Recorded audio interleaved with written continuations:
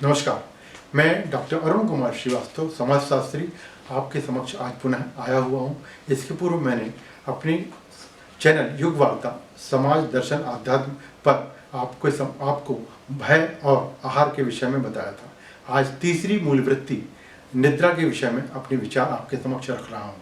निद्रा मन की अवस्था है। इसके संबंध में विभिन्न मनोवैज्ञानिकों, दार्शनिकों और आध्यात्मिकताओं ने अलग अलग विचार व्यक्त किए हैं।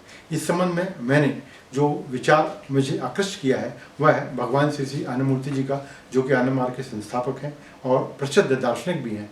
उन्होंने ये स्पष्ट किया है कि मन की चार अवस्थाएं हैं और यह मन की चार अवस्थाएं जो हैं वह हैं पहली जागृत, दूसरी स्वप्न, तीसरी निद्रा और चौथी तुरीय।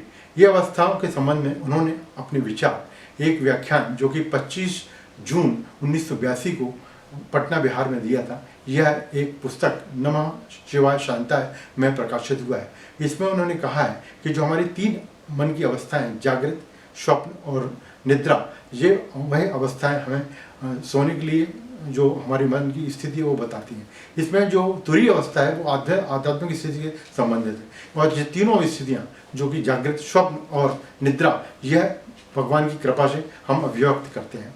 इसमें जो निद्रा है इसके लिए हम यह कहना सकते हैं कि निद्रा प्रत्येक जीव में पाई जाती है, चाहे वो प्राणी हो, पशु हो या पेड़ पौधे हो, सभी को निद्रा आती है। अब निद्रा के जो घंटे हैं वो निर्धारित अलग अलग होते हैं। कोई व्यक्ति 7 घंटे सोता है, कोई 8 घंटे, कोई 10 घंटे। इस संबंध में विद्वानों का यह भी कथन है कि यदि नींद को नियंत्रित नहीं किया जाए तो नींद 20 से 22 घंटे तक की हो सकती है, जो कि असुविधाजनक हो जाएगी, जो कि नुकसानदेह हो जाएगी जीवन के लिए। इस संबंध में हमारे को दार्शनिक श्री आनंदमूर्ति जी ने कहा है कि नींद के लिए यदि हम आसन और प्राणायाम का उपयोग करें तो हम नींद को नियंत्रित कर सकते हैं। इस संबंध में मेरे गुरु भाई आध्यात्मिक संत और विचारक श्री स्वरूपन जी ने बताया कि उन्हें एक व्यक्ति मिले थे जिन्हें नींद काफ़ी आया करती थी। और उन्होंने कहा कि अब मेरी नींद को मैं कंट्रोल नहीं कर पाता, नींद मेरी अनियंत्रित है, और अनेक डॉक्टरों ने सलाह दी, उसके बाद उन्हें कोई लाभ नहीं हुआ। इस संबंध में श्री स्वरूपन जी ने बताया कि यदि वे आकाश तत्व को नियंत्रित कर लें तो उनकी नींद ठीक हो सकती है। और उन्होंने इस संबंध में मत्स्य मुद्रा एक आसन उन्हें बताया। इसके बाद उनकी नींद काफ़ी हद तक ठीक हुई और उनको नींद आने लगी। और इस संबंध में पतंजलि योग सूत्र, वशिष्ठ योग सूत्र में भी यही बात कही गई है कि आसन और प्राणायाम के द्वारा हम नींद को नियंत्रित और नियोजित कर सकते हैं।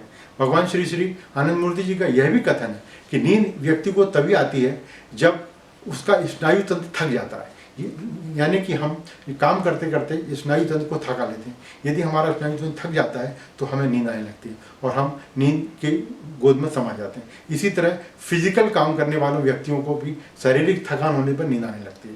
तो कहने का तात्पर्य यह हुआ शारीरिक और मानसिक थकान के बाद ही नींद आती है। हमें अपने स्नायु तंत्र को कम से कम थकाना चाहिए और यदि नींद आती है तो नींद का स्वागत भी करना चाहिए। नींद को एक नियमित समय पर लेने से अपना स्वास्थ्य अच्छा रहेगा।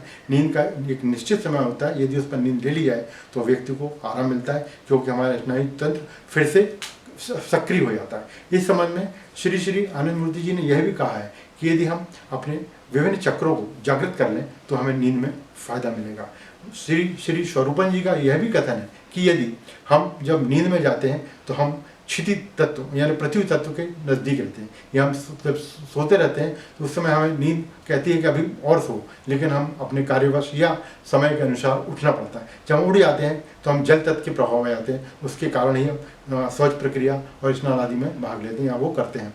इसके बाद हम दैनिक क्रिया में भोजन करने के बाद अपने को वायु तेजस में अग्नि तत्व में भाग लेते हैं। अग्नि तत्व के कारण हमें दिन भर कार्य करते रहते हैं और हम अपने शरीर को थका लेते हैं। और जब शरीर थक जाता है, स्नायु तंत्र थक जाता है, तो हम नींद के आसपास पहुंचने लगते हैं और हम जब कई विचारों से प्रभावित हो जाते हैं, अच्छे विचारों से, बुरे विचारों से, इसके बाद हमारा एक समय होता है तो हमें नींद आने लगती है, थकान के कारण। जब नींद आने लगती है तो हम वायु तत्व के बाद आकाश तत्व को में प्रवेश कर जाते हैं और आकाश तत्व में जाते ही हमें नींद आती है। जब नींद आती है तो हम अच्छा महसूस करते हैं और स्नायु तंत्र पुनः सक्रिय होकर हम काम करने लगते हैं। इस तरह नींद की यह एक प्रक्रिया है। इस संबंध में यह कहना है कि हमारा जो क्रूड मन है, स्थूल मन है, इस स्थूल मन तो हमें थकाता है, लेकिन सूक्ष्म मन हमें चक्रों के द्वारा यदि हम नियोजित व नियंत्रित करें तो हम नींद को नियंत्रित कर सकते हैं।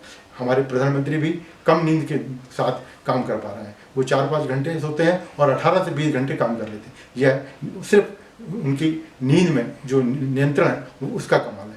इस संबंध में महाभारत काल के अर्जुन जो कि धनंजय वायु को नियंत्रित कर लिए थे, वो उनके नाम से धनंजय वायु है, वो व्यक्ति ऐसे थे जिन्होंने नींद पर नियंत्रण कर लिया था। हम सभी भी अपनी नींद को नियंत्रित और नियोजित कर सकते हैं यदि हम इस प्राणायाम और आसन करें, साथ ही मणिपुर चक्र में जो नींद की स्थिति है उसका ध्यान रखें।